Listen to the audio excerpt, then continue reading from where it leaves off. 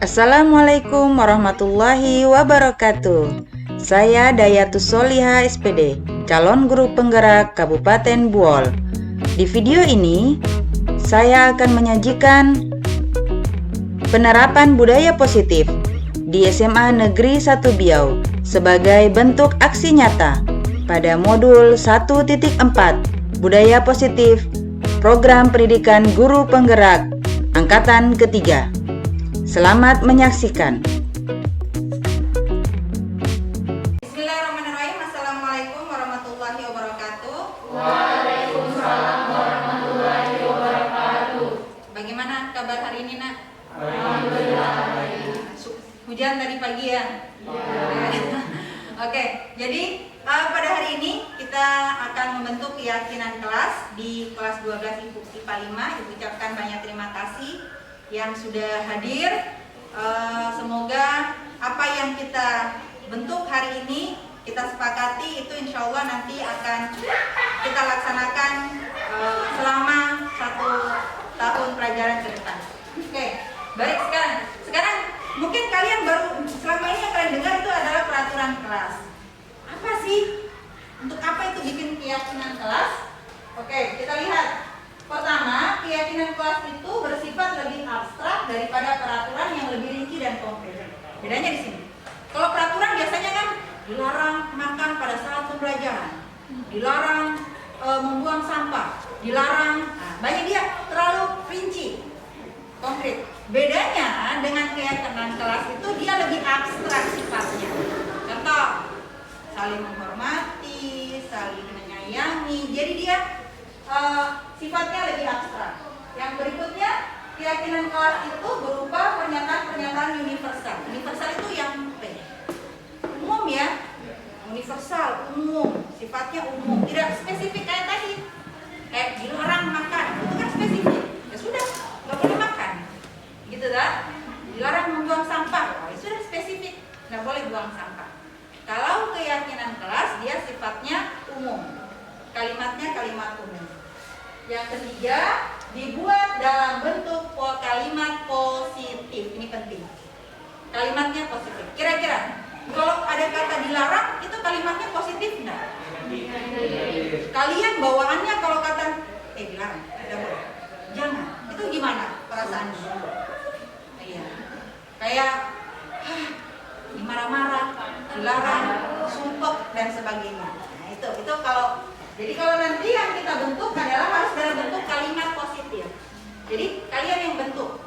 Berikutnya, keyakinan kelas tidak terlalu banyak sehingga mudah diingat dan dipahami oleh semua warga kelas. Jadi misalkan kita buat 5 saja, tapi 5 ini bisa merangkum semuanya. Jadi semua yang harus kalian lakukan di dalam kelas itu dirangkum oleh 5 kalimat tersebut yang bersifat positif, kemudian universal, sifatnya umum. Gitu tak? Lanjut. Keyakinan kelas sebaiknya sesuatu yang dapat diterapkan di lingkungan tersebut. Jadi pastikan bisa diterapkan. Bukan yang muluk-muluk, nah, yang misalkan mampu bernalar kritis dan inovatif ya, itu terlalu jauh sekali. Kira-kira bisa nggak semua siswa inovatif? Nah, harapannya bisa, tapi kan kita harap mulai dari lingkungan yang terkecil dulu, yang mudah buat kita terapkan bersama.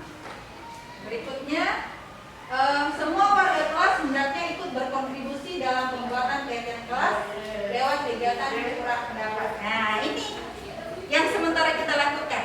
Jadi semua siswa berkontribusi, semua suara kita hargai.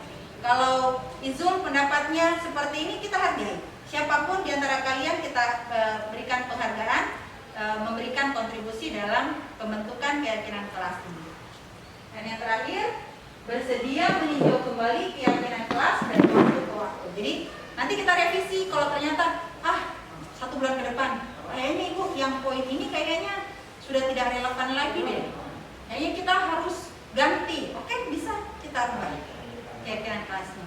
Jadi nanti harapannya ke depannya kalau seandainya kalian membuat pelanggaran, jadi yang Ibu ingatkan lagi adalah apa sih yang kita yakini, nilai apa yang kita yakini, kita percaya bahwa sebagai manusia kita harus seperti itu, dan itu sudah kita bentuk di dalam kelas.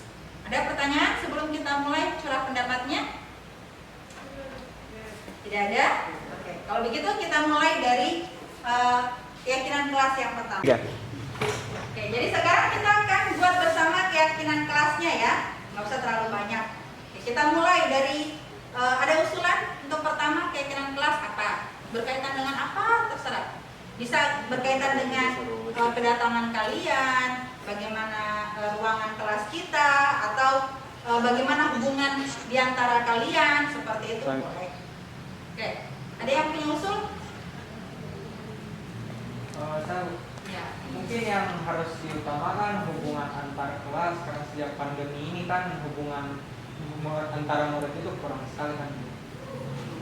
Oke, kalau begitu yang apa? Bagaimana kalimatnya? Nyatakan dalam kalimat positif. Sesama teman, misalkan sama anggota kelas harus apa? Sikap apa yang mau kita munculkan di antara sesama kalian? Pendekatan itu. Saling menghormati, ada saling menghargai. Bagaimana? Kita mau pisah Saling atau menyayangi. kita mau satukan? Saling menyayangi. Nah, ada lagi kata saling menyayangi. Kita mau ambil yang mana? Kita mau satukan jadi satu kalimat atau ambil salah satunya saja? Oke, kalau mau disatukan kalimatnya jadi bagaimana? Menolak ability. Oke, saling menghormati, menghargai, dan menyayangi. Oke, saling menghormati, menghargai, dan menyayangi sesama teman. Oke, jadi nanti kalau seandainya ada yang suka jahil, ganggu temannya, atau bakasi sembunyi, biasa ada kan yang bakasi sembunyi pulpennya temannya sampai temannya menangis, berarti kira-kira di bagian mananya dia yang tidak sesuai dengan keyakinan kelas? Tidak menghargai, berarti tidak menghargai teman. Oke, jadi contohnya seperti itu. Jadi nanti kalau ada masalah, misalkan ada temannya yang kayak gitu, bakasi sembunyi sepatunya teman yang lain, iseng sekali ceritanya, bakasi sembunyi di tempat yang jauh, nah berarti dia tidak menghargai dan menyayangi juga toh. Oke, itu satu sudah. Berarti kita sudah buat satu untuk sesama. Kemudian yang lainnya apa lagi? Tentang kebersihan kelas, misalnya kayak jangan buang sampah sembarangan, itu kan kalimatnya negatif. Ya. Dan kita ubah ke positif, jadi buanglah sampah pada tempatnya. Oke, buanglah sampah pada tempatnya itu berarti kira-kira sudah universal atau masih spesifik? Masih spesifik. Nah, masih spesifik. Kalau kita buat ke bentuk universal, jadi bagaimana kalimatnya? Ayo. Tadi kalimat pertama tadi sebelum buang sampah apa tadi? Menjaga kebersihan. Yes, betul sekali. Jadi harus Menjaga kebersihan. menjaga kebersihan. Berarti kan umum. Ya. Bukan cuma masalah sampah toh? Ya. Oke, lihat ini ada yang kotor dan lain sebagainya. Jadi harus menjaga kebersihan. Menjaga kebersihan di bukan kelas saja ya, berarti Ya. dengan di lingkungan. Oke, lanjut. Masih ada lagi? Oke, Siswa-siswi kelas diharapkan menjadi sportif. menjadi sportif. Kira-kira itu universal atau sudah kayak spesifik? Masih universal. Masih universal. Sportif ini bagaimana dia? Jangkauannya seperti apa sportif? Kalau misalnya kita di kelas ada buat kegiatan, semua siswa atau siswi dalam kelas itu harus ikut. Nah, berarti dia terlibat aktif. Ya. Nah, berarti terlibat aktif, partisipatif. Nah, ya itu sudah. Jadi semua anggota kelas harus sportif. Nah, boleh sportif. Tadi apa lagi? Aktif. Nah, partisipatif. Partisipasi dengan aktif itu kalau seandainya semuanya aktif, kira-kira ikut berpartisipasi enggak? Berpartisipasi.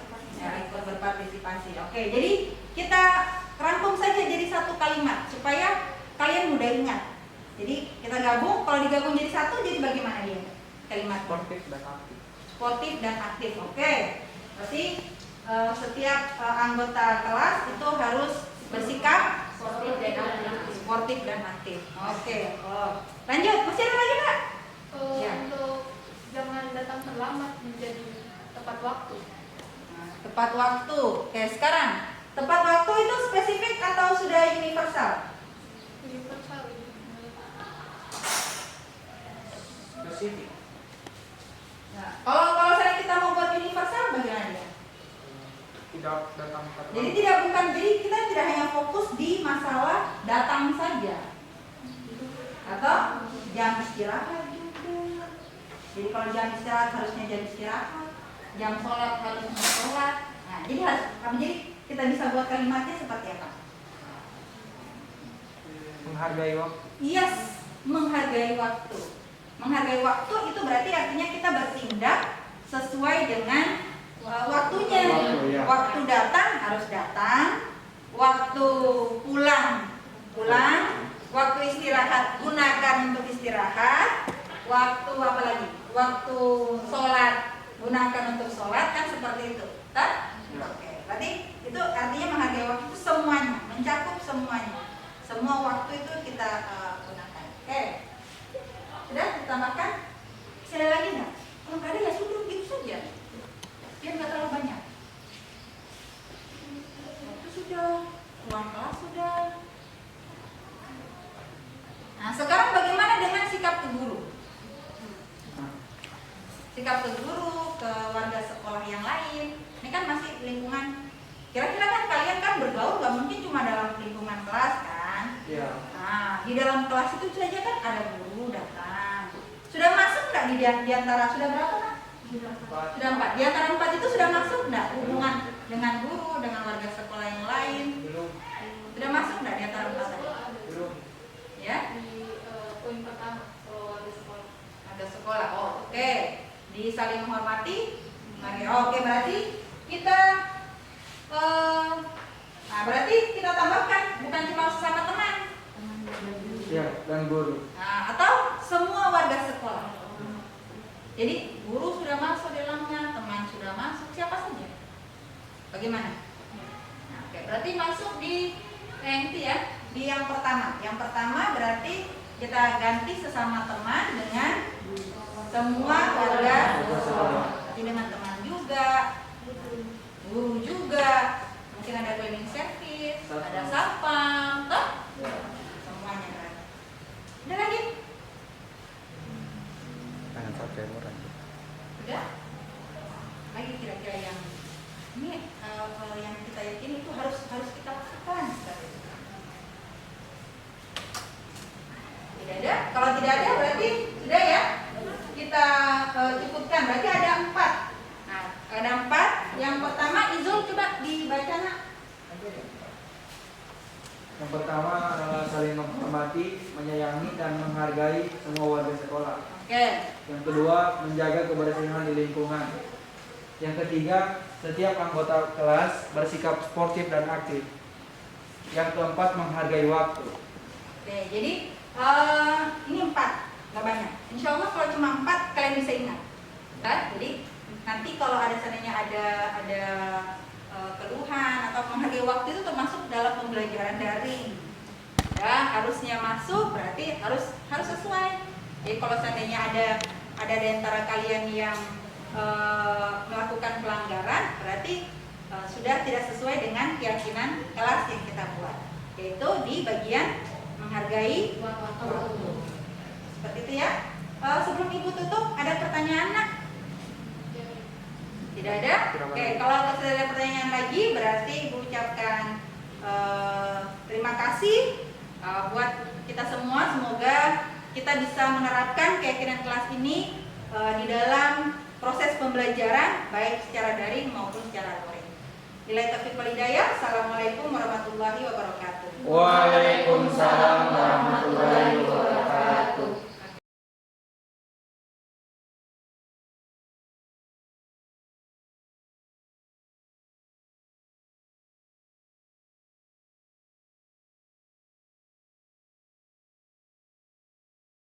Baik Bapak Ibu yang kami hormati, jadi untuk budaya positif ini dimulai dari perubahan paradigma. Jadi di mana kita sebagai seorang guru mungkin kita bisa merenungkan kembali apa yang sudah selama ini kita lakukan. Yang pertama adalah ada beberapa kesalahpahaman konsep tentang teori kontrol yang selama ini ternyata kita lakukan. Yang pertama adalah bahwa guru itu mengontrol murid.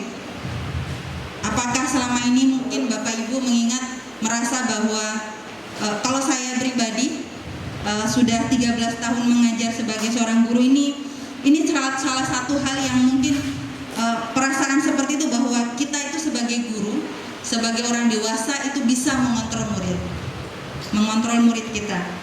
Kemudian yang kedua, bahwa semua penguatan positif itu efektif dan bermanfaat. Kira kita merasa bahwa jika anak diberikan penghargaan, misalkan siapa yang paling cepat, dia akan dapat nilai tambahan. Kira-kira itu efektif enggak ke anak-anak kita? Nah, yang terjadi justru kadang anak-anak itu menjadi kurang fokus. Karena dia hanya berfokus untuk mendapatkan penghargaan, dia hanya fokus bahwa jika saya melakukan ini saya akan dipuji. Maka ketika bukan kita yang melakukan tersebut, maka anak itu tidak akan melakukan hal tersebut. Jadi misalkan itulah yang kita tangkap, kenapa anak ketika di pelajaran A misalkan, itu anak menjadi anak yang baik, anak yang patuh. Tetapi di pelajaran B ternyata si anak itu jadi anak yang sering mengganggu temannya yang lain. Akhirnya yang terjadi justru kita yang membanding-bandingkan. Sama saya itu anak seperti ini, sama ibu ini seperti ini. Ternyata yang dia lakukan bukan dari dirinya sendiri, tetapi dari orang lain. Jadi termasuk penguatan positif tersebut. Mungkin kita merasa bahwa itu hal yang baik yang kita beri penguatan ke dia, tetapi ternyata tidak efektif dan kurang bermanfaat, karena dia merasa bahwa yang dia lakukan ini hanya untuk guru A, bukan untuk guru B dan seterusnya. Lanjut, kemudian kesalahpahaman yang kedua adalah konsep bahwa kritik dan membuat orang merasa bersalah dapat menguatkan karakter. Ini mungkin yang saya pribadi lumayan sering melakukan hal ini.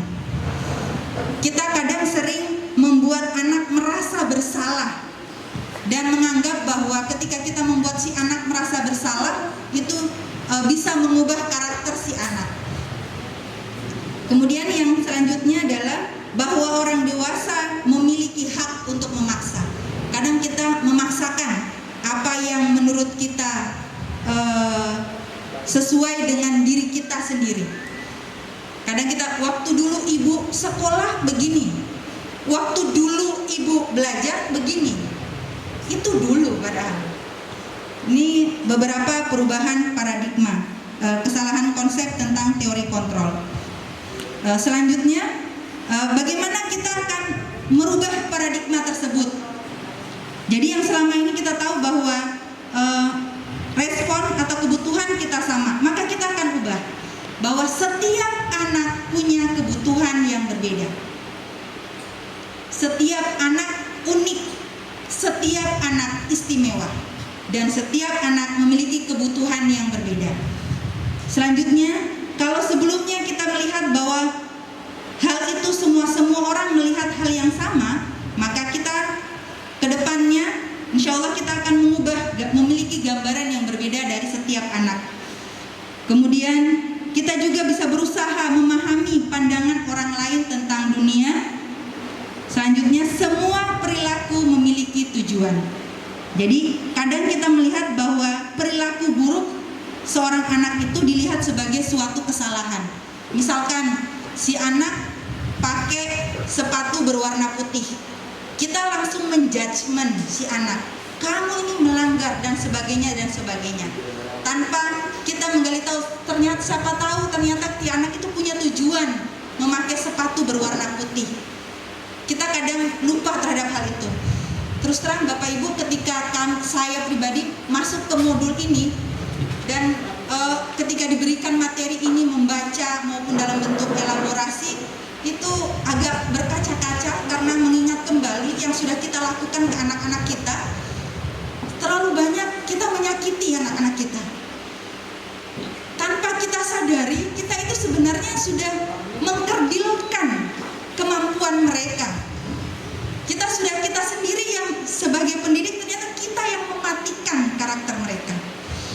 Selanjutnya yang akan kita ubah adalah, selain itu kita selalu menyatakan bahwa orang lain bisa mengontrol saya. Kita ubah itu. Jadi kita terapkan ke diri kita sendiri maupun ke anak-anak bahwa yang bisa merubah dan mengontrol dirinya itu adalah mereka sendiri. Sama dengan halnya ke diri kita, yang bisa mengontrol diri kita adalah kita sendiri. Selanjutnya, orang lain tidak bisa mengontrol. Kolaborasi dan konsensus menciptakan pilihan-pilihan baru. Selanjutnya, kita akan ubah dari pemaksaan ada pada saat bujukan. Jadi kadang kita memaksakan ke anak, kalau dibujuk tidak mau, pokoknya kamu harus seperti ini.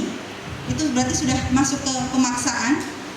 Tapi kita berkolaborasi dengan anak untuk menciptakan pilihan-pilihan baru. Jadi maunya seperti apa?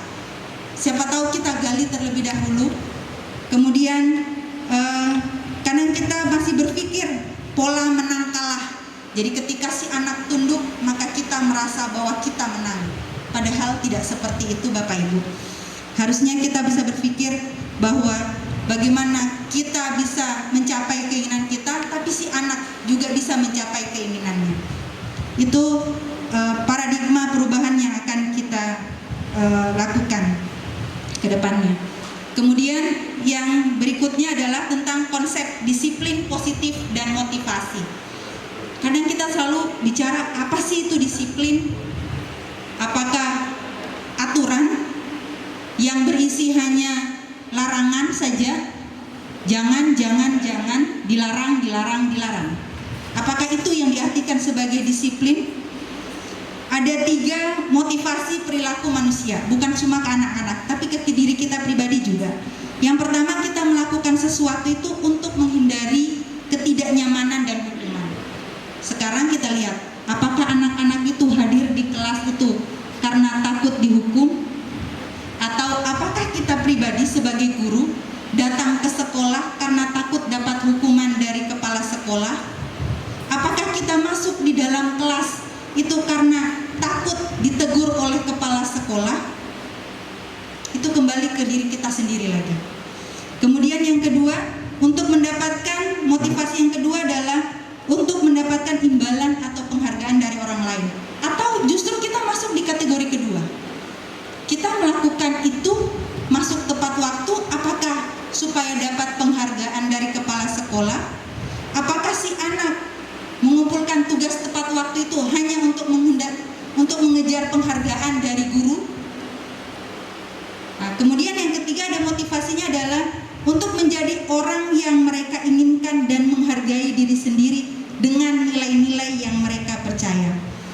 Jadi mereka melakukan sesuatu hal itu karena mereka percaya bahwa apa yang mereka lakukan itu baik untuk dirinya sendiri. Sekarang menurut Bapak Ibu, dari 3 motivasi perilaku ini, yang mana yang melekat jadi terbaik dan akan melekat ke diri seorang anak? Yang mana Bapak Ibu? Yang pertama, kedua, atau ketiga? Yang ketiga. Oke, sekarang bagaimana caranya? Untuk menumbuhkan yang ketiga ini bagaimana caranya? Bagaimana cara kita sebagai seorang guru agar mengajak anak-anak kita itu menghargai diri sendiri? Jadi mereka melakukan keburukan mereka melakukan kebaikan bukan karena takut dihukum, bukan karena ingin mendapat imbalan, tetapi mereka sadar bahwa yang mereka lakukan itu adalah yang terbaik untuk diri mereka sendiri. Itulah yang akan kita pelajari pada materi-materi selanjutnya.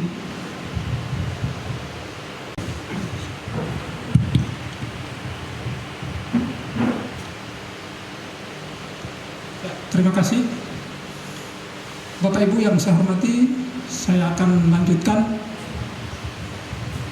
untuk menumbuhkan budaya positif di sekolah itu ada 6 poin penting yang perlu kita pahami dan kita terapkan secara bersama. Yang pertama terkait dengan perubahan paradigma, kemudian yang kedua konsep disiplin positif dan motivasi, yang ketiga keyakinan kelas, kemudian keempat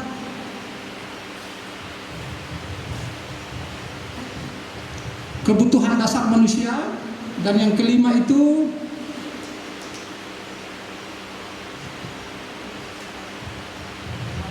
lima posisi kontrol sebagai dari seorang guru, dan yang keenam adalah restitusi atau penerapan segitiga restitusi. Nah, di mana tadi Ibu Ida telah memaparkan 2 poin penting. Yang pertama, saya akan coba melanjutkan poin penting yang ketiga untuk mewujudkan budaya positif di sekolah, yang mana poinnya adalah keyakinan kelas. Suatu perilaku atau tindakan yang kita lakukan di kelas dapat menentukan terciptanya lingkungan positif. Perilaku warga kelas ini nanti akan menjadi suatu kebiasaan yang pada akhirnya akan membentuk atau tercipta budaya positif. Untuk membentuk budaya positif ini, yang pertama-tama yang harus kita lakukan adalah membuat suatu kesepakatan kelas, membuat suatu kesepakatan dalam bentuk keyakinan-keyakinan terkait dengan nilai-nilai positif yang menjadi dasar atau pegangan dalam hal mendukung yang namanya terciptanya disiplin positif itu, yang pada akhirnya akan terbentuk budaya positif di sekolah. Nah, sebagai pertanyaan pemantik, mengapa harus keyakinan kelas? Mengapa tidak peraturan kelas saja? Seperti halnya diterapkan di kebanyakan sekolah, itu adalah peraturan sekolah atau peraturan kelas, atau yang dinamakan dengan tata tertib. Kenapa harus keyakinan kelas? Kemudian yang kedua, mengapa adanya keyakinan kelas penting untuk menentukan terbentuknya atau terwujudnya suatu budaya positif di kelas. Dan yang ketiga, bagaimana mewujudkan sebuah keyakinan kelas yang efektif.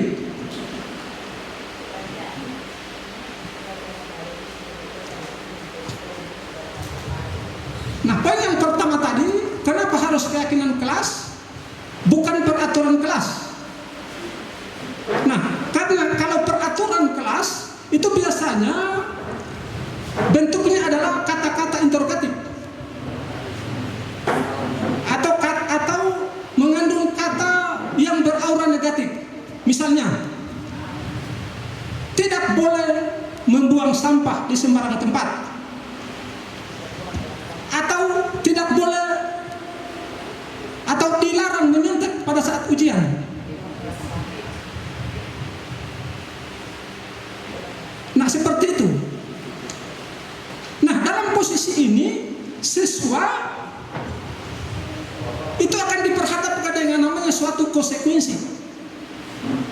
Jika siswa tidak patuh, maka yang ada dalam pikiran siswa itu adalah konsekuensi. Apa yang nanti yang akan dia dapatkan?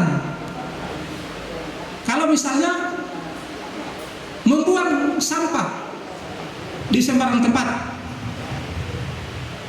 akan ada namanya hukuman seperti itu yang terjadi di beberapa sekolah. Nah, beda dengan keyakinan kelas ini. Keyakinan kelas itu merupakan nilai-nilai keyakinan yang ada pada yang mana untuk membangkitkan atau melihat keyakinan-keyakinan seperti apa yang ada pada anak-anak kita, yang pertama-tama adalah kita bentuk yang namanya keyakinan kelas. Disepakatilah guru dan siswa di dalam kelas dengan membuat keyakinan tadi, mengarahkan mereka. Misalnya seperti tadi, tidak boleh membuang sampah di sembarang tempat. Kira-kira apa yang menjadi tujuan sehingga tidak boleh membuang sampah di sembarang tempat ini? Apa sih sebenarnya nilai yang akan dituju?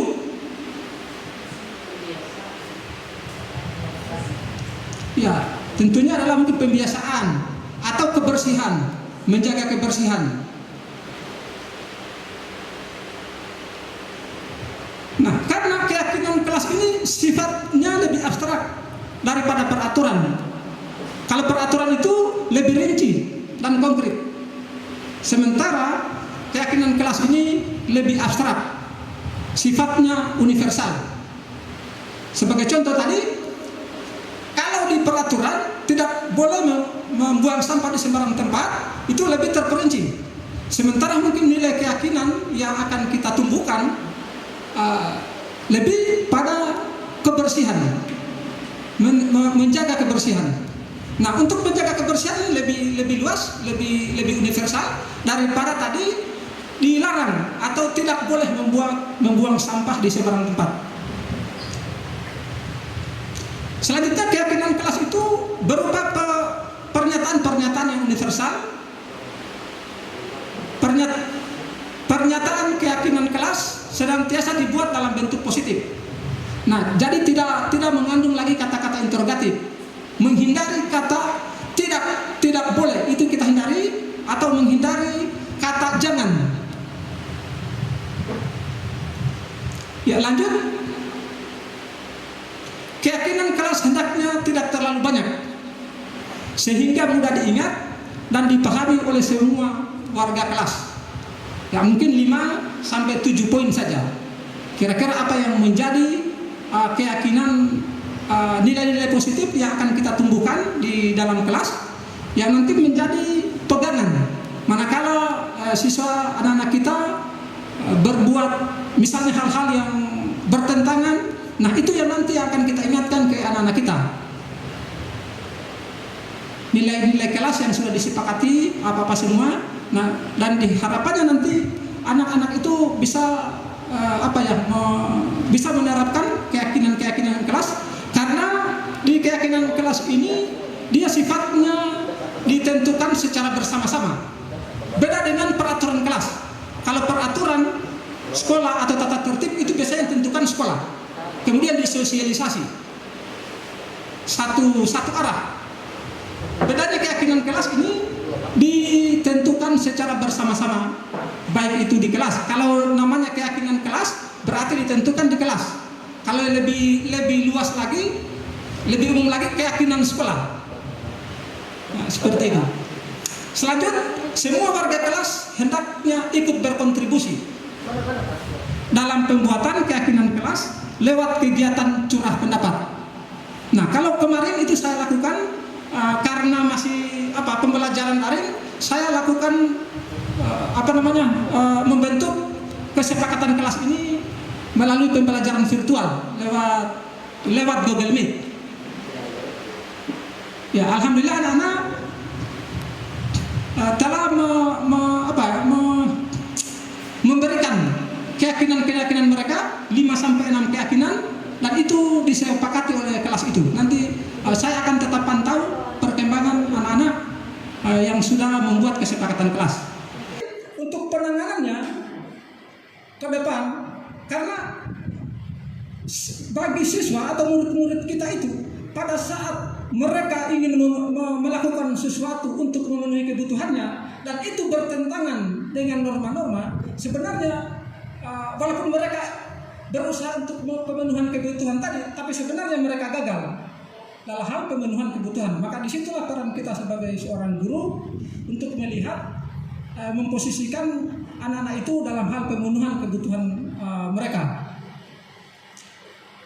Nah, untuk mewujudkan namanya disiplin positif dalam rangka tercapainya budaya positif di sekolah. Nah, selanjutnya sebagai seorang guru, kita semua barangkali selalu melihat bagaimana mengerti kebutuhan-kebutuhan dasar dari anak-anak kita, dan tentunya akan dikaitkan dengan posisi kontrol seorang guru. Posisi kontrol seorang guru dan penanganan masalah itu yang namanya pendekatan restitusi, bukan pendekatan pendekatan konsekuensi atau pemberian sanksi. Selalu pemberian sanksi terhadap setiap permasalahan atau kelakuan-kelakuan anak-anak kita yang mungkin sedikit sedikit melanggar lah, seperti itu. Nah, untuk penjelasan terkait dengan posisi kontrol ini dari seorang guru dan penerapan segitiga restitusi akan dilanjutkan oleh Ibu Haji Rahma. Ya, demikian dari saya berikan kepada Ibu Rahma. Ya, terima kasih. Saya akan melanjutkan lagi dari ke-6 tahapan tadi yang sudah disampaikan. Yang pertama, paradigma masalah ini. Sepertinya guru selalu merasa menang kalau siswanya sudah berubah. Kemudian yang berikut Pak Alka sudah utarakan bagaimana kebutuhan, kemudian bagaimana menerapkan keyakinan kelas, apa sih bedanya keyakinan kelas dengan peraturan sekolah atau peraturan kelas, itu sudah disampaikan panjang lebar.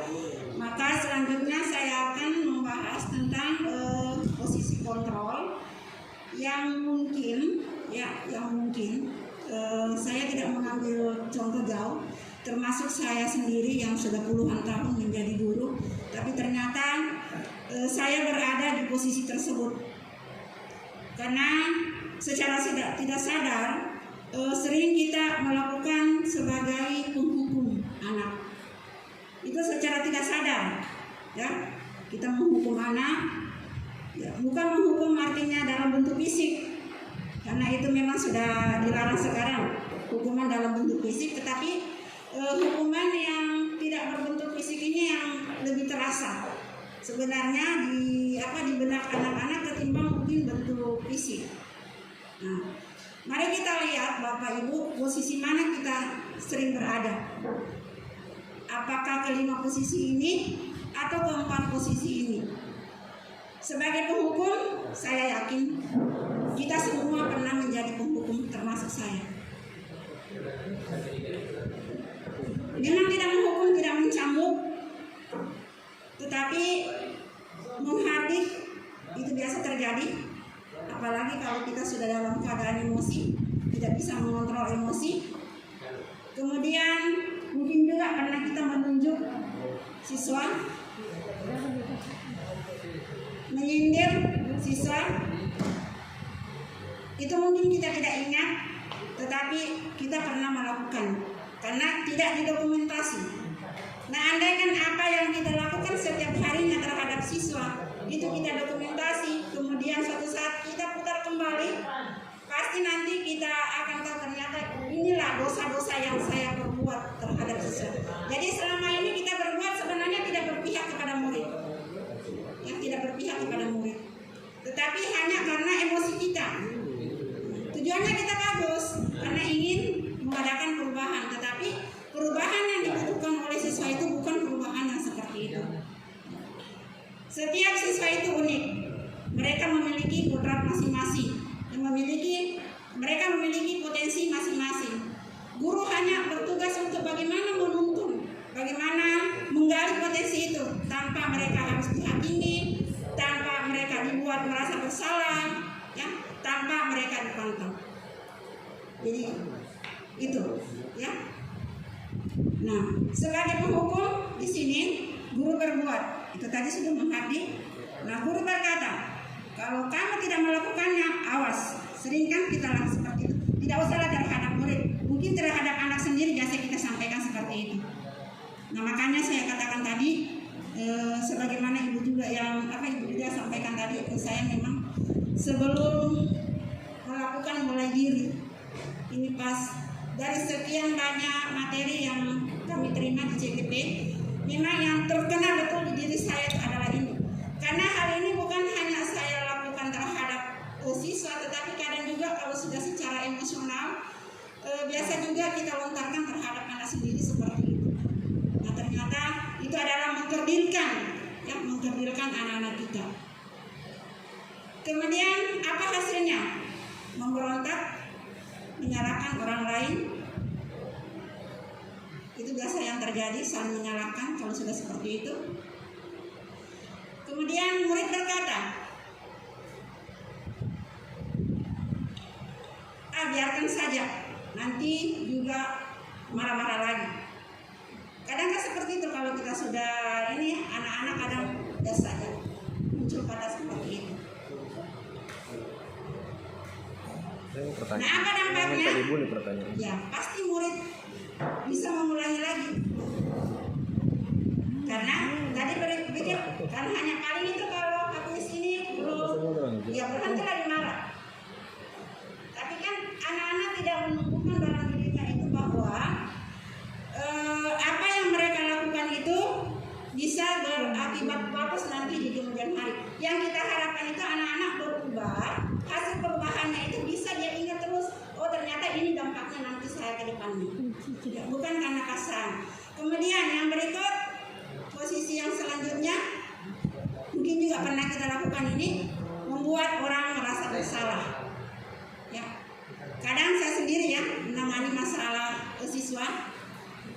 Kadang kita ambil senjata yang paling utama itu begini. Tidak kasihankah kamu terhadap orang tua yang sudah dari pagi berangkat kerja demi kalian? Padahal sebenarnya itu harus bahasa. Kita tidak sadari, ya. Kita membuat anak tersebut merasa bersalah. Di mana rasa bersalahnya? Kan itu tadi. Nah, kita sampaikan kalimat, tidak kasihankah kalian terhadap orang tua? Nah, di sini contohnya guru berceramah dan mengatakan seharusnya. Kemudian ibu kecewa. Biasa kan kita katakan begitu, kita sampaikan seperti itu. Kamu seharusnya, kamu sudah tahu, ibu lelah sekali mengatakannya. Ibu sudah stres. Nah, kata-kata itu kan kadang anak-anak, ya akibat kesalahan saya, ibu saya stres. Akibat kesalahan saya, ibu guru marah kepala sekolah. Nah, itu kan berarti kita membuat orang merasa bersalah. Nah, apa hasilnya? Menyembunyikan, menyangkal, ya, kemudian berbohong. Bisa jadi kan seperti itu. Supaya anak tidak merasa bersalah, ya disembunyikan apa yang sebenarnya yang terjadi. Kemudian dia menyangkal. Murid berkata, maafkan saya. Kadang kan begitu.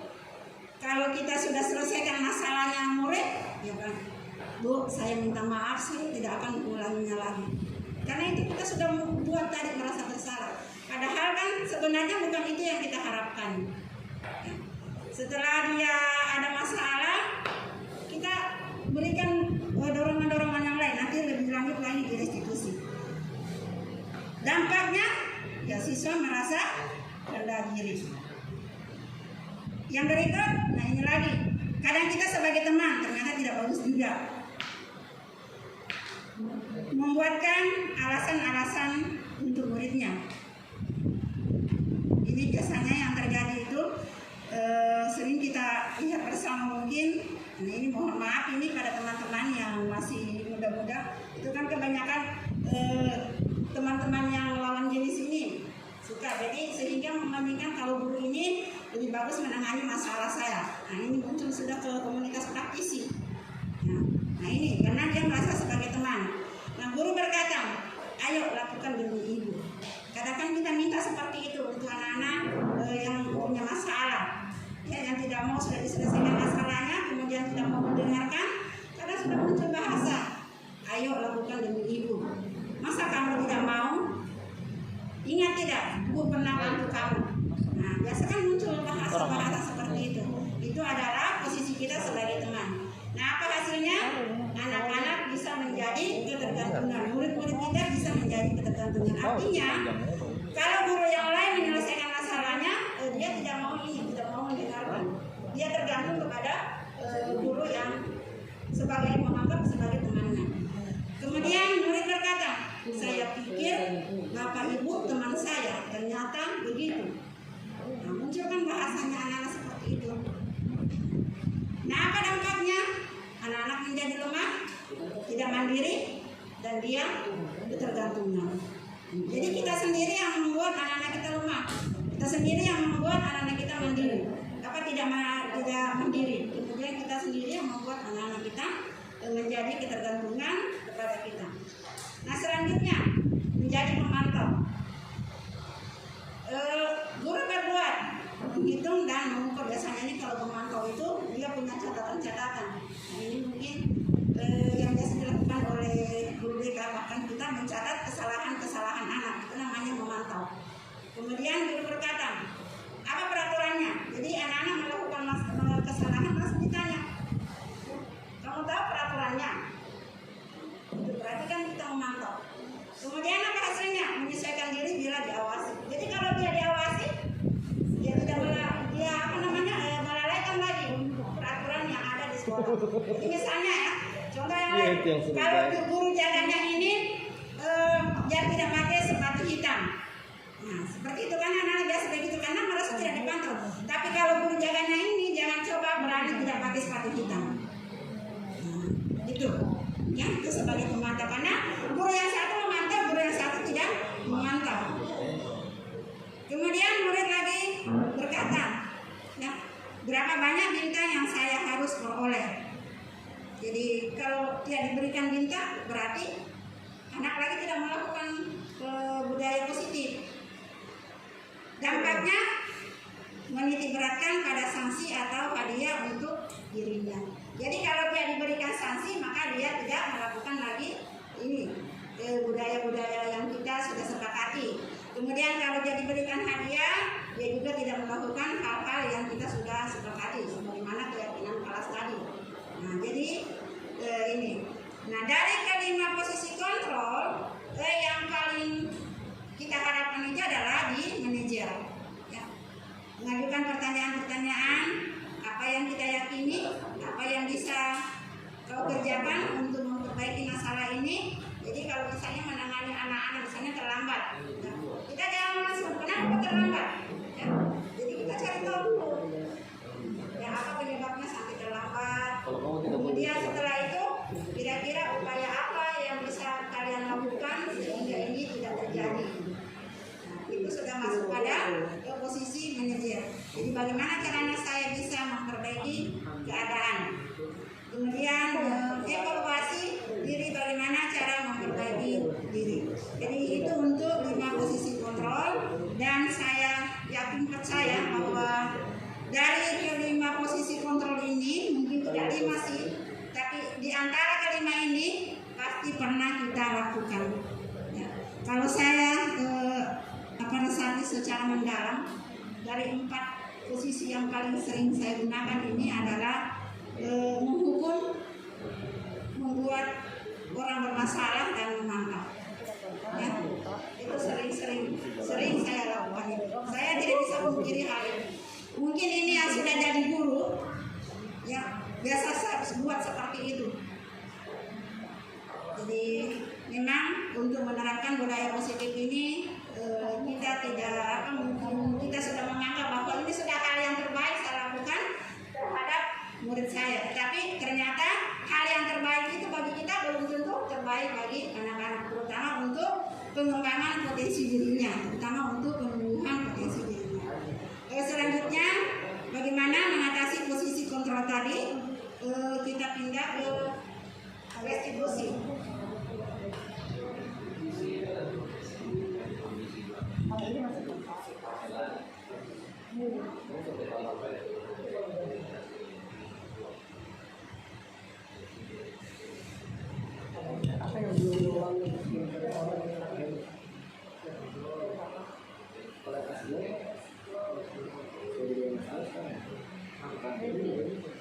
Selanjutnya restitusi. Restitusi adalah proses menciptakan kondisi bagi murid untuk memperbaiki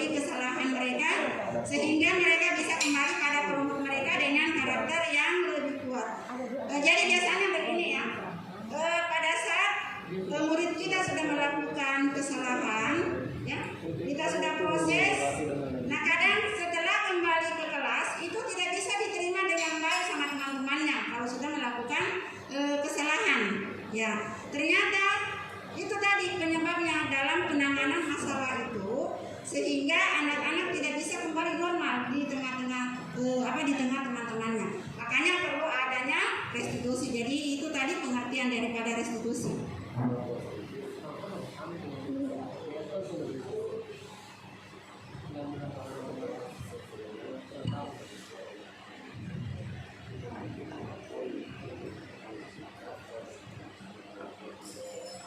Ya, ada beberapa ciri restitusi. Yang pertama adalah restitusi bukan untuk menebus kesalahan, namun untuk belajar dari kesalahan.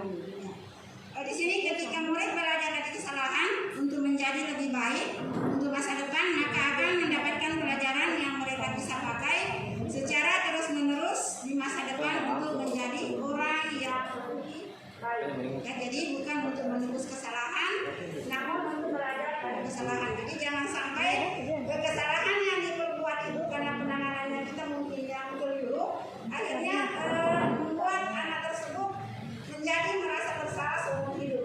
Tetapi bagaimana kesalahan yang diperbuat itu bisa menciptakan sesuatu yang akan berguna di masa akan datang. Jadi itu yang kita harapkan. Jadi makanya itu kita restitusi, jangan untuk menebus kesalahan, tetapi bagaimana anak itu bisa belajar dari kesalahannya. Karena kadang kita muncul coba kamu belajar dari kesalahan yang kamu perbuat. Jadi disitulah penguatan-penguatan yang kita berikan. Kemudian yang kedua, restitusi memperbaiki hubungan. Jadi setelah anak-anak mempunyai permasalahan, bagaimana bisa kembali diterima di komunitasnya, bagaimana bisa kembali diterima di tengah-tengah temannya. Jadi jangan sampai setelah kita tangani anak tersebut malah dibunuh lagi sampai di kelas. Nah, jadi berarti tidak memperbaiki hubungan. Jadi kita harapkan dalam penanganan masalah ini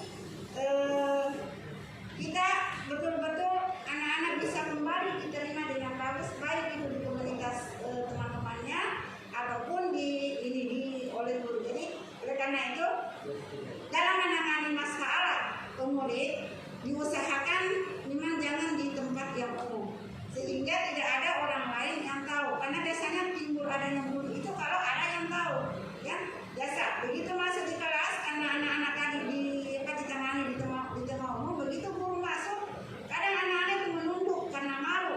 Tadi di situ waktu saya ditangani masalah ini ada guru ini, pas habis itu langsung masuk gurunya.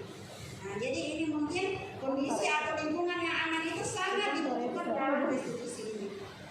Kemudian yang ketiga, restitusi adalah tawaran bukan paksaan. Jadi pada saat kita menangani permasalahan anak jangan dipaksa, tapi kita tawarkan masalah begini, ada begini, ya mari kita selesaikan sama-sama. Ya usahakan dalam menyelesaikan ini kita mencari tempat yang lebih nyaman tadi. Kemudian yang keempat adalah restitusi menuntun untuk melihat ke dalam diri. Dalam proses restitusi ini kita akan melihat adanya ketidakselarasan antara tindakan murid yang berbuat salah dan keyakinan mereka tentang orang seperti apa mereka inginkan. Ya. Jadi itu tadi di posisi kontrol. Ya. Kita mau menyelangi anak-anak. Jadi terhadap kesalahan dalam dirinya, yang mana yang lebih tepat posisi kita ambil? Apakah kita berada di manajer? Jadi sebaiknya kalian itu kan kalau sudah ada kata sebaiknya, berarti itu sudah masuk pada menuntun untuk melihat ke dalam diri. Jadi itu sebenarnya dari kalimat-kalimat ini saja sudah bisa menggambarkan. Ya. Dari suara saja, volume suara itu sudah kita berada di posisi mana?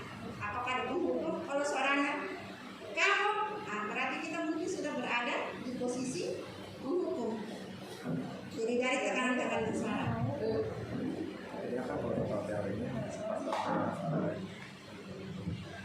Ya, kemudian selanjutnya ini yang disebut-sebut tadi oleh Pak Alka, segitiga restitusi. Di sini ada 3, menstabilkan di dalam menangani permasalahan anak-anak atau murid. Kita harus memahami 3 ini, menstabilkan identitas, kemudian validasi tindakan yang salah, terus menanyakan keyakinan. Nah, menstabilkan identitas di sini, biasa setiap orang pasti pernah melakukan kesalahan. Misalkan jangankan kalian, ibu juga biasa melakukan kesalahan. Nah, itu berarti menstabilkan identitas. Kamu bukan satu-satunya yang pernah melakukan ini. Nah, itu berarti kita menstabilkan dulu. Nah, setelah kita menstabilkan, kemudian kita validasi tindakan yang salah. Nah, apa yang harus kita lakukan? Kamu tentunya punya alasan mengapa melakukan itu. Nah, jadi itu seperti anak yang terlambat. Kita jangan langsung, kamu memang terlambat, ya. Jadi kita tanyakan, kenapa sampai terlambat? Itu berarti kita berada di posisi segitiga restitusi validasi tindakan yang salah. Kemudian menanyakan keyakinan. Kita keyakinan berarti sudah nilai-nilai apa yang telah kita sepakati di kelas. Nah, kira-kira kalau anak-anak terlambat ini terlambat datang sekolah, ya mungkin keyakinannya adalah tepat waktu. Itu keyakinan. Kemudian kamu ingin menjadi orang seperti apa? Jadi bukan seperti apa yang saya katakan tadi, tidak kasihan kamu terhadap orang tua. Jadi kita buat anak menjadi merasa bersalah kalau sudah muncul kalimat-kalimat seperti itu. Nah, ini memang saya sadari, saya sendiri tuh sering melakukan begitu. Apalagi kalau sudah kehabisan akal biasa menyelesaikan masalahnya anak-anak, sudah langsung itu sama, kamu tidak kasihan terhadap orang tuanya kamu ini. Padahal itu tidak bisa kita katakan seperti itu. Nah, bagaimana itu menstabilkan identitas? Ini guru berkata, berbuat salah itu hal yang manusiawi, tidak ada manusia yang sempurna. Bapak Ibu juga pernah berbuat salah, kita pasti bisa menyelesaikan masalah ini. Jadi ini menstabilkan identitas. Kemudian selanjutnya memvalidasi tindakan yang salah. Kamu bisa saja melakukan hal yang buruk, tapi kamu tidak melakukannya, kan? Jadi artinya kita sampaikan kamu bisa melakukan yang buruk, tapi kita ada juga positifnya. Kamu tidak melakukan, kan? Jangan hanya apa yang buruknya terus saja. Kamu memang begitu, kamu begitu. Artinya anak-anak sudah diruntut dengan kesalahan-kesalahan tersebut. Kamu pasti punya alasan mengapa melakukannya. Apa yang penting bagi kamu? Jadi pertanyaan-pertanyaan seperti ini adalah validasi tindakan yang salah. Ya, kamu boleh tetap berusaha menjaga sikap itu, tetapi tambahkan sikap yang lain yang baru. Mengapa kamu belajar cara lain untuk mendapatkan yang kamu butuhkan tanpa harus memukul? Kemudian apakah kamu bisa melakukan dengan lebih baik besok lagi? Jadi seperti ini yang pertanyaan-pertanyaan yang diharapkan dalam memvalidasi tindakan. Kemudian yang berikut segitiga, yang ketiga adalah menanyakan keyakinan. Nah, di sini anak melihat kesalahannya bukan dengan norma sosial dan nilai-nilai yang mendasari manusia berinteraksi dengan orang lain. Guru berkata, apa nilai yang kita percaya di kelas atau sekolah kita? Jadi ini sudah kaitannya dengan keyakinan kelas. Kemudian nilai-nilai universal apa yang telah kita sepakati? Kelas yang ideal itu seperti apa sih? Jadi ini pertanyaan-pertanyaannya. Kamu ingin jadi anak seperti apa? Apa yang kamu rasakan ketika kamu melakukan itu? Kamu menjadi orang seperti apa? Jadi di sini intinya dalam menangani permasalahan anak yang restitusi itu adalah mengembalikan tergantung dari pertanyaan yang kita lontarkan kepada anak. Jadi ini memang kalau di guru BK ini yang tahu persis ini kalimat-kalimat seperti ini. Jadi itulah kalimat-kalimat yang sering digunakan oleh para hakim untuk menjustis orang. Ya, tergantung dari pertanyaannya. Kadang pertanyaannya tidak disadari jawaban, justru jawaban si terdakwa tadi ini yang menjerumuskan dia. Karena pintarnya mereka memberikan pertanyaan-pertanyaan itu, kalimat-kalimat itu sehingga bisa menggali semua. Jadi kita juga guru diharapkan seperti itu sebenarnya. Ya, bagaimana memberikan pertanyaan-pertanyaan itu sehingga tidak menyakitkan kepada anak, tetapi malah anak bisa bercurhat ke kita. Nah, dari curhatan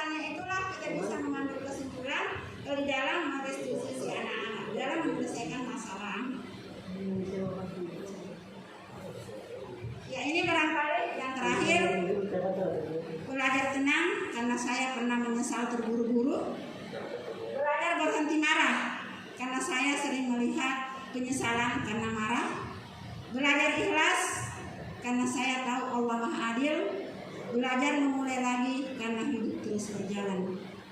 Kemudian apapun yang dapat diperbuat oleh seseorang itu hendaknya dapat bermanfaat bagi dirinya sendiri, bermanfaat bagi bangsanya, dan bermanfaat bagi manusia di dunia pada umumnya. Jadi semoga kita bisa berada di kalimat ini, di kata-kata mutiara ini, dan bisa menjadi motivasi bagi kita untuk melakukan suatu gerakan. Kita bisa bergerak dan tergerak untuk menggerakkan anak-anak kita supaya bisa menjadi harapan yang kita inginkan. Mereka bisa tumbuh sesuai dengan kodratnya, bisa menggali potensi dirinya tanpa ada penekanan-penekanan dari kita. Jadi kita bisa hanya memantau mereka, menuntun mereka untuk bisa mencapai kehidupannya sehingga mereka mendapatkan kesenangan dunia dan akhirat. Itu barangkali untuk penyampaian lanjutnya.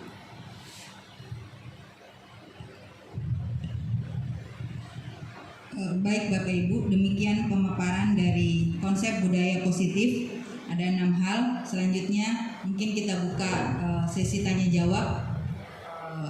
Dua penanya boleh sebelum kita masuk di penutup.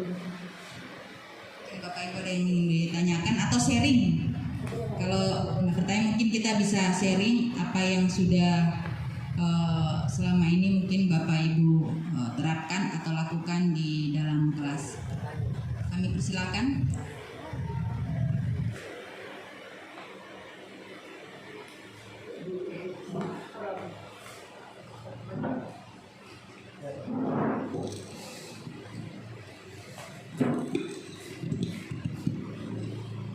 Assalamualaikum warahmatullahi wabarakatuh. Terima kasih atas kesempatan yang diberikan kepada kami. Adapun yang ingin kami tanyakan, selama kurang lebih 35 tahun kami menjadi guru. Artinya sudah cukup banyak makan asam garam, bermacam-macam karakter siswa yang kami temukan. Ada yang ingin kami tanyakan langsung saja.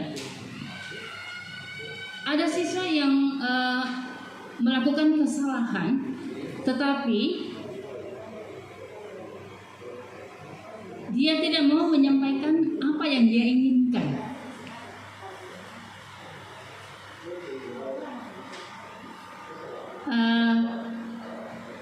Boleh dikata siswa itu tidak mau berkata-kata atau diam.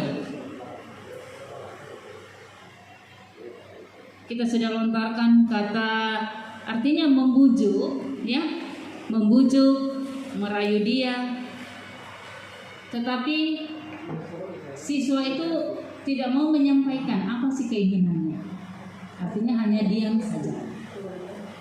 Jadi kita tidak tahu apa kemauan sebenarnya, keinginannya sebenarnya.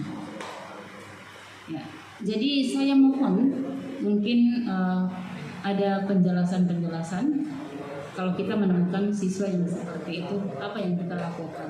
Terima kasih. Oke, baik, terima kasih Ibu Rubiana. Pertanyaan yang sangat menarik sekali dan tentu diantara kita semua mungkin pernah mendapati hal ini. Kita sama-sama belajar ya, Bu Rubi. Jadi sama-sama kita artinya sharing.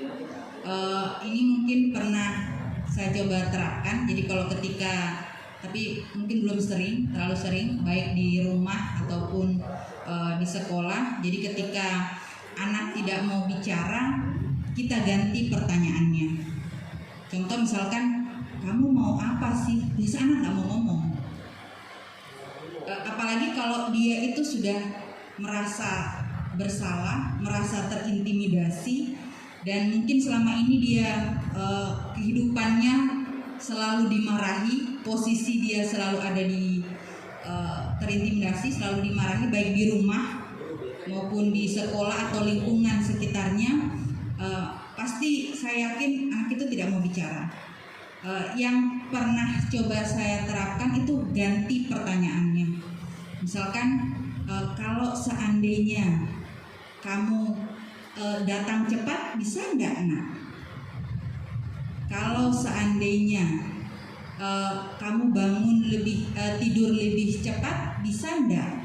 Jadi jawabannya nanti awal mulai kita minta jawaban ke anak itu ya atau tidak. Kayaknya kalau ya atau tidak bisa deh si anak bicara sebelum masuk ke pertanyaan selanjutnya. Karena kadang memang anak-anak kalau mau curhat, kita minta curhat, kamu maunya apa?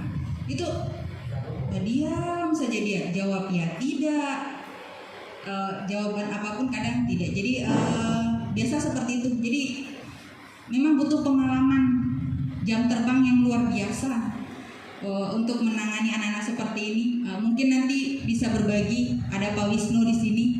Kadang ada trik-triknya, ada ilmu-ilmunya tersendiri dari BK yang memang selama ini berhadapan dengan anak-anak yang kadang belum mau bisa bicara. Itu kalau dari saya. Tapi mungkin ada tambahan-tambahan sharing dari teman-teman yang lain.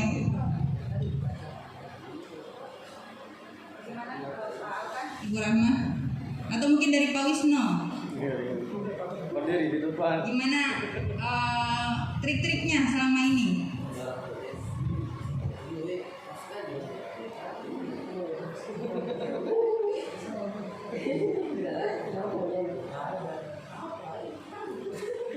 Ganti pertanyaannya kalau dia tidak mau. Atau mungkin saya rasa Pak Wisnu pasti lebih sering mengalami ketika anak ditanya dia nggak mau jawab. Pengalamannya saja. Kalau kemarin bagaimana pengalamannya?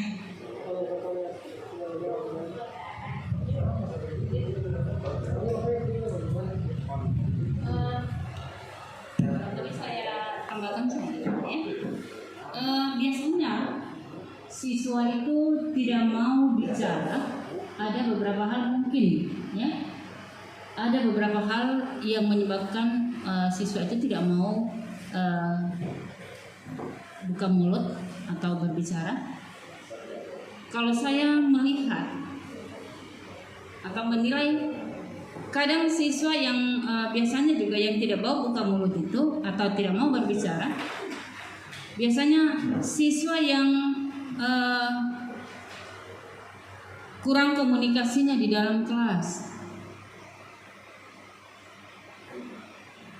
Mungkin salah satu penyebabnya dari bahasa. Biasanya siswa itu yang dia mau bicara jangan-jangan salah. Sering itu siswa yang tidak mau berbicara di kelas, apapun yang kita tanyakan tidak mau menjawab. Mungkin yang pertama itu kalau saya lihat mungkin dari bahasa, atau mungkin ada hal-hal lain selain bahasa.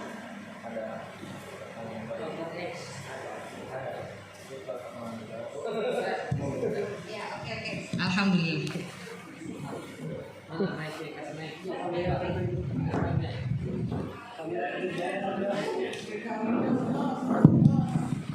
Assalamualaikum warahmatullahi wabarakatuh.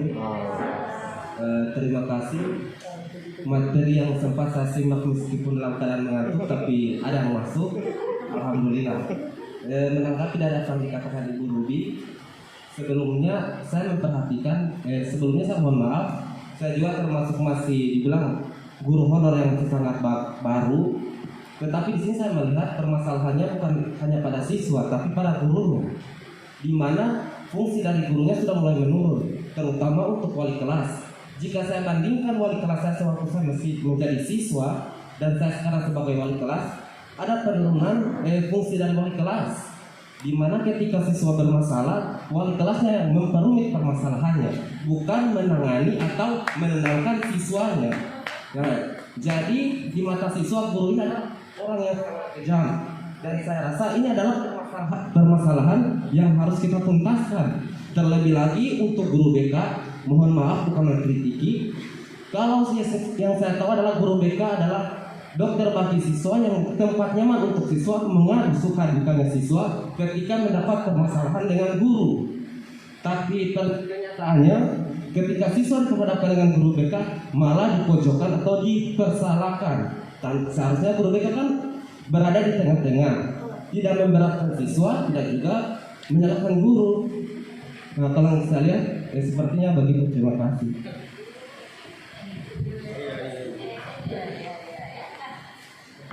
Kadang memang apa ya?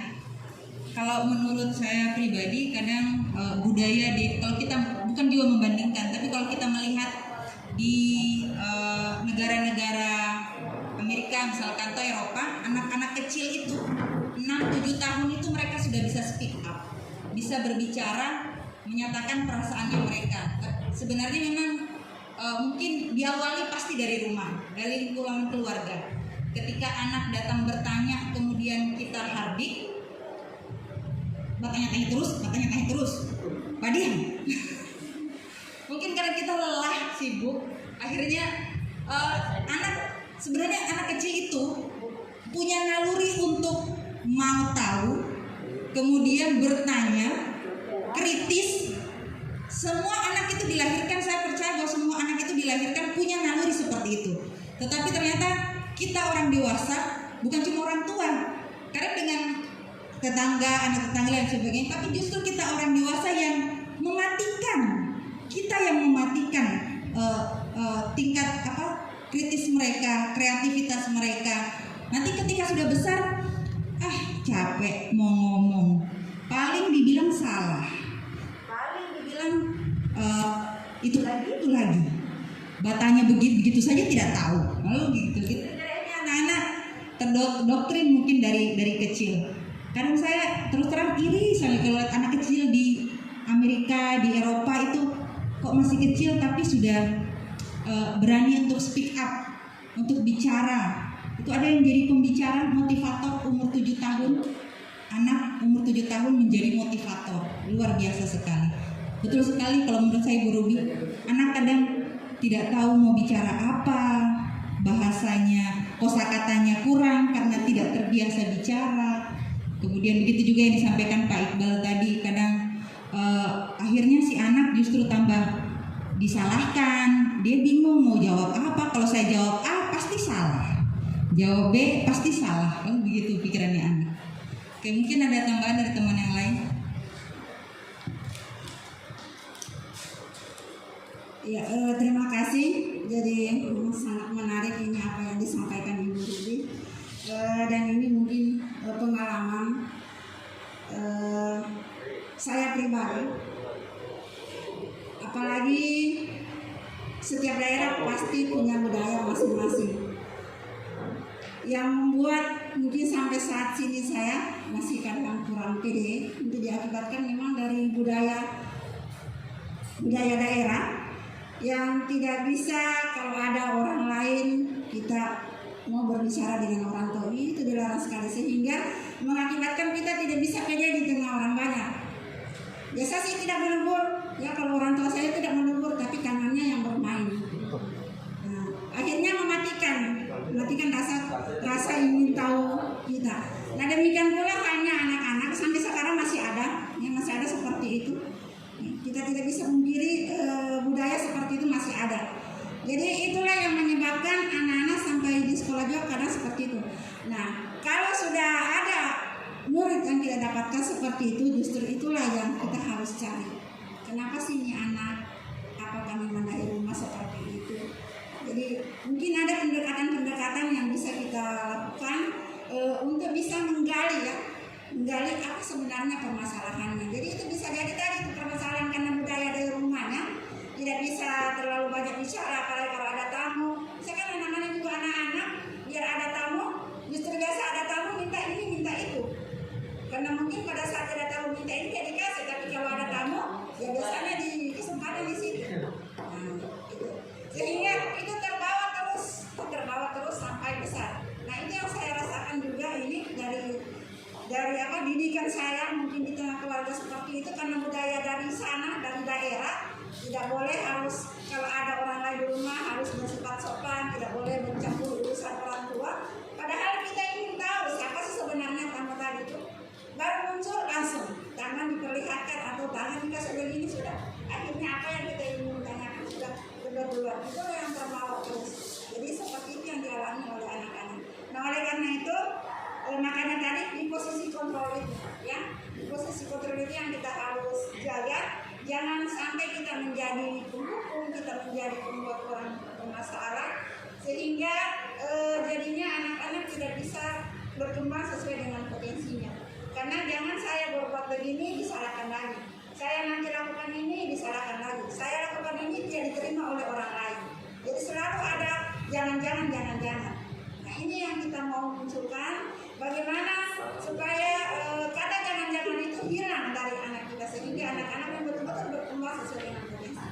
Jadi itu barangkali dari saya tambahan, mungkin dari Pak. Terima kasih. Saya akan tambahkan sedikit apa yang menjadi permasalahan yang disampaikan oleh Ibu Rubiana.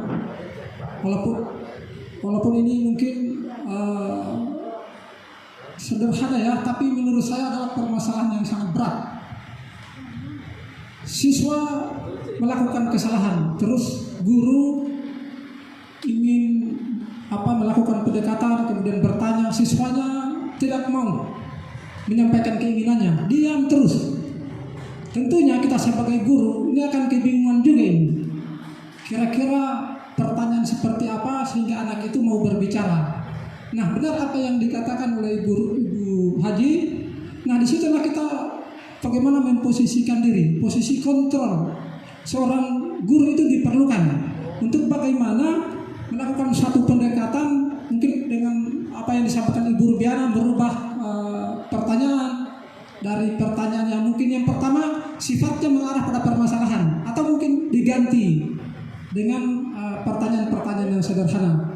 Nah, mudah-mudahan saya juga mungkin belum terlalu berpengalaman dengan permasalahan seperti ini.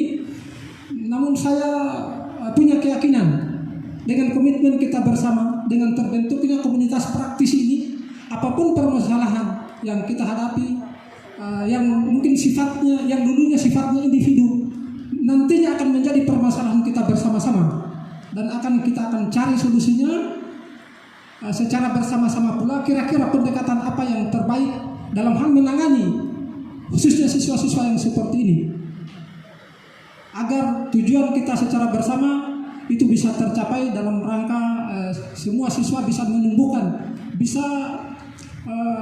menumbuhkan potensi apa yang ada dalam dirinya, bisa menjadi dirinya sendiri, kemudian bisa lebih aktif, kemudian bisa percaya diri. Karena siswa-siswa seperti ini biasanya rasa percaya dirinya kurang. Kemudian mungkin di rumah dia tertekan, tidak bebas, sering dimarahi. Itu juga kan menjadi persoalan-persoalan intern yang ada pada diri siswa. Dan tentunya ini menjadi tanggung jawab kita sebagai seorang guru. Bagaimana membantu anak-anak kita keluar dari permasalahannya untuk bisa mencapai apa yang diinginkan, apa tujuan kita secara bersama, bagaimana menumbuhkan siswa itu siswa yang bisa mandiri, bisa kreatif, kemudian bisa komunikatif. Seperti itu barangkali. Itu mungkin tambahan dari saya. Saya kembalikan Ibu Ida. Kami ucapkan terima kasih kepada Bapak Ibu yang sudah membantu kami di calon guru penggerak untuk menyelesaikan modul ini. Insya Allah Bapak Ibu akan bernilai pahala di sisi Allah Subhanahu Wa Taala. Kami tidak bisa membalas dengan harta benda. Kami hanya bisa berdoa semoga Bapak Ibu diberikan kesehatan, dijauhkan dari segala mara bahaya dan musibah. Billahi taufiq. Assalamualaikum warahmatullahi wabarakatuh.